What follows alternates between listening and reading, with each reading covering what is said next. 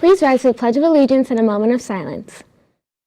I pledge allegiance to the flag of the United States of America and to the republic for which it stands, one nation, under God, indivisible, with liberty and justice for all. Please pause for a moment of silence. Please be seated. Good morning. My name is John Kenny. And my name is Carrington Andrade, and this is Code Blue.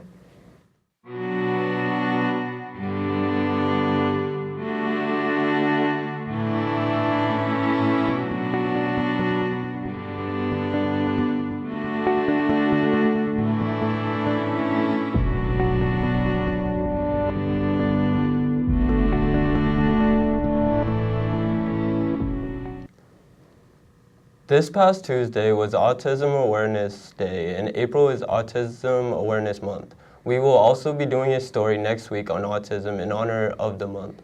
Friday, April 12th is GSA. We'll be hosting the 3rd Annual Day of Silence. This is a student-led national event where folks take a vow of silence and highlight the silencing and assurance of the LGBTQ people at the school. Registration will be Thursday during lunches. Let's hear from some of the GSA members with more information. So can one of you guys tell me when this Day of Silence started and how it started? So it actually started in 1996. Students of the University of Virginia decided to organize a nonviolent protest in a way to support bullied LGBTQ members and, kind of spread awareness of the silence that they're forced into. I'm participating because I want to be able to make sure that people who don't usually have a voice can have a voice, at least for a day. I'm participating because I am acquaintances and friends with many LGBTQ members, and I know it's not easy for them to even come out or just speak up for themselves, especially when they're being harassed, and I think it's really important to stand with them. One more question. How would you guys know who's participating in the Day of Silence? Oh, okay.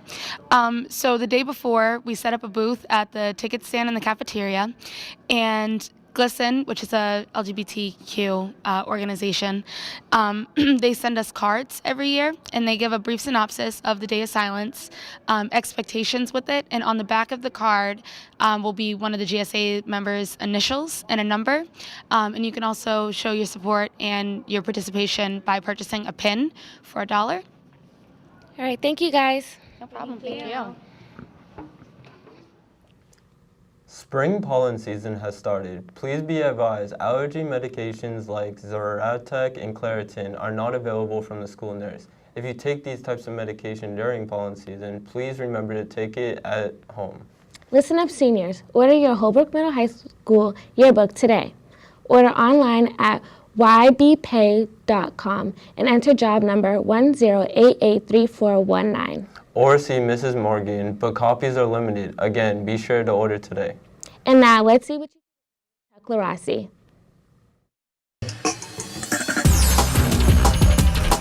Did you know that Freddie Mercury came up with the name Queen after the band was called Smile?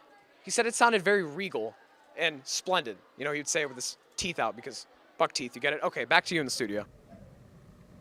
Thank you, Chuck.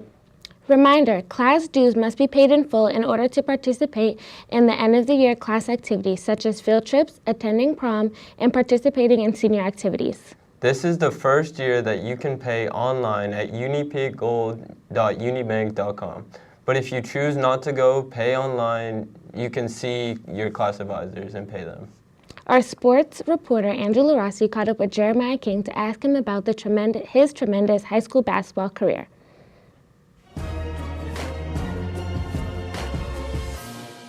Senior team captain Jeremiah King has been a dominating force during his career at Holbrook. He recently set the all-time scoring record. It felt good. I mean, the season itself, I knew I had a good opportunity to break in the record. I just wanted to make sure that even if I was going to break the record, I wanted to have the most successful season. And we did have a pretty successful season, and I'm grateful for that, and my teammates too, also as well. Obviously the night he broke the scoring record was big. He didn't know he was breaking it, and I didn't tell anybody. Very few people, one or two people, Mr. Gorman knew, and obviously that he had a shot, but he still, that night he broke it. He had 29 to tie. He scored 30. I mean, that's a lot of points in a game. So, if he didn't break it that night, then he would have broken it. I forget where we were headed at an away game, and for him, to break it at Holbrook was a big thing. So it hasn't always been smooth sailing for Jeremiah. In his freshman year, Jeremiah faced an uphill battle to even make the team after picking up basketball the previous year as an 8th grader. My motivation comes from 8th grade, when a lot of the doubters said I wouldn't be able to pick up the sport so late as I did, starting in 8th grade, and just be able to defy the odds and be able to overcome everybody saying that I couldn't.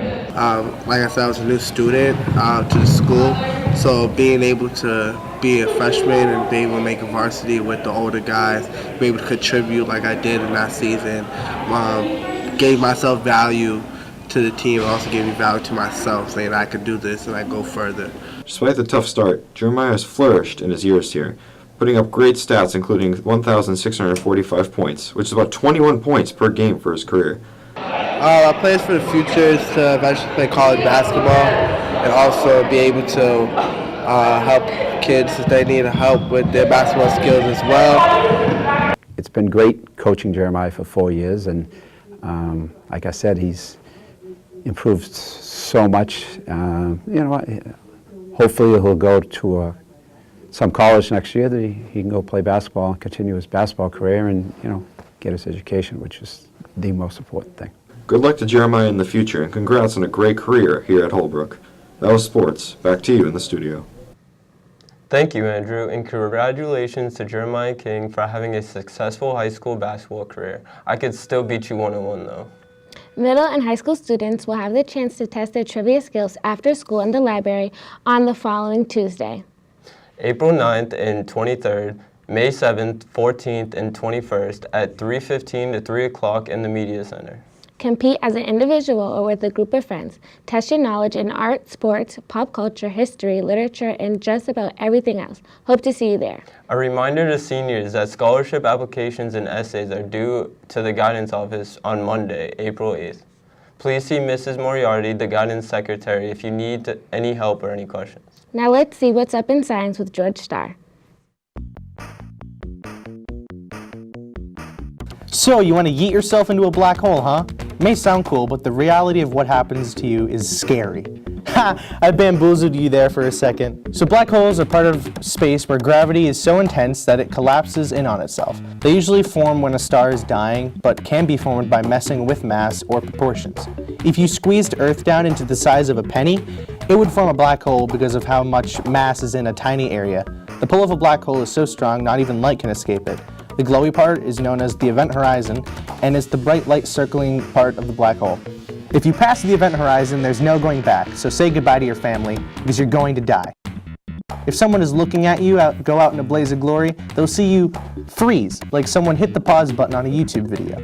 Then you'll be engulfed by the black hole. That person thinks you're dead, but you're not. You kind of just sit there in free fall where no forces are acting upon you. If it's a small black hole, you'll be torn and stretched apart because gravity is so intense. But if it's the big kahuna black hole, you'll sit there. Black holes are weird. They defy the laws of reality and amaze scientists to this day. Sorry if you wanted to square up with a black hole and hope to win, but as always, thanks for watching. Thank you, George. Next week, MCAS testing will resume Wednesday and Thursday for the 6th grade ELA. Also, please remember to charge your Chromebooks the night before or bring your charger and headphones to be used during the MCAS testing. Lastly, our man Jason says good luck. Listen up, drivers, you are expected to bring in a license and car registration to complete paperwork to park on campus. Students may park in the JFK lot, spaces 1 through 15. You guys might also park in the high school parking lot, spaces 250 through 267, and spaces 291 through 308. Do not park behind the school. Have you been wondering about politics lately? Let's see what Kev has to say. Hi, and welcome back to Politics with Kev. Today I'm going to break away from the political candidates and come back to them soon.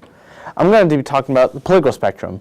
At least from what I've seen and heard, most people seem to think that the term liberal equals big government, conservative equals small government. That's not how it works.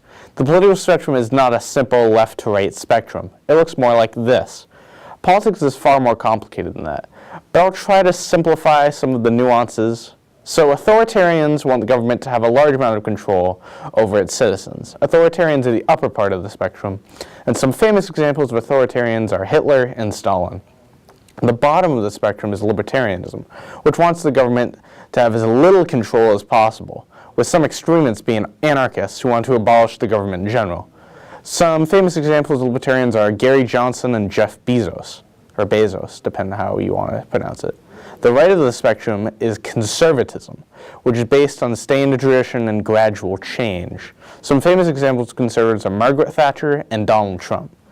The left of the spectrum is liberalism, which is a philosophy that believes in progress, the essential goodness of mankind, and equality. Some famous examples of liberals are Bernie Sanders and FDR. So as you can see, the political spectrum is a lot more complex than a simple left and right spectrum. All these ideologies everyone's placed somewhere on the spectrum, whether you be upper right, upper left, bottom right. So someone can be right-wing and for big government and a lot of control, and someone can be left-wing and for a smaller government with only a little control. That's all from me. Back to you in the studio. Thanks, Kev, for updating us on today's political climate. Wednesday, the Holbrook Middle High School chapter of 84 Movement was awarded the Massachusetts Community Change Award at Kit Buck's Day on Wednesday. We also received citation form from Representatives Cusack and Mariano, as well as our favorite Senator John Keenan for their work. You know what time it is? It's Chadwell time.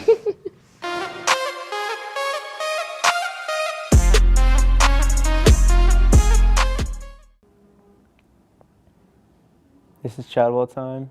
This is April Fool's Week. What does a custodian normally store in his closet? Supplies!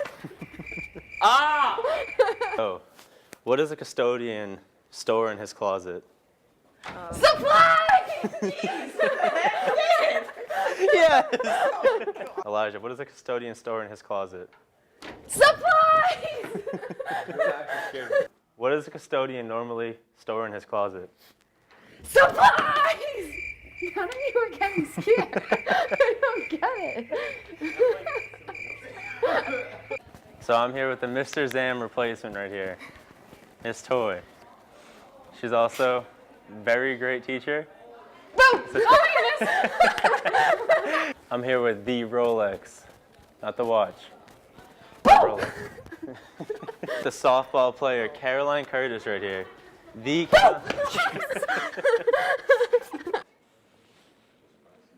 It's like senior. worst case of senioritis.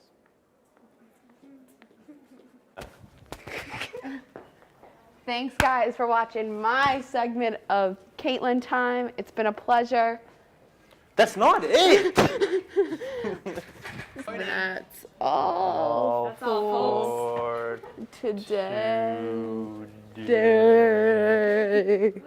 See you next week. Thanks for always keeping us entertained. He's such a good guy. You're not wrong. And finally, another Versailles hits the block after a long break. All right, everyone. This is my segment, and I'm back for the second week in a row. Keep watching. All right, everyone. So I'm here with Nathaniel. Guy. Ethan. All right. So what is your favorite superpower? Shrink. Speed. Fly. What is your favorite superpower? Probably would be to fly. What's it when you can control things? Telekinesis. Thank you. That's it. All right, so I'm here with Alona. Mia. Brady. Owen. All right. So what is your favorite superpower? I'd rather be invisible. Yeah, I'd go invisible. Super speed. Fly. All right, thank you. I would say to read people's minds. Thank you. All right, everyone. Thank you all for watching. See y'all next week.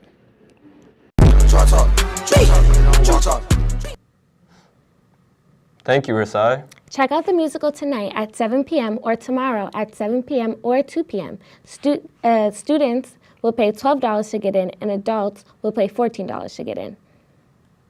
Don't forget to check out our YouTube page, Code Blue HMHS, for more segments that you missed that missed the cut this week. That's all for today. I'm Carrington Andrade. And I'm John Kenny. See you next Friday.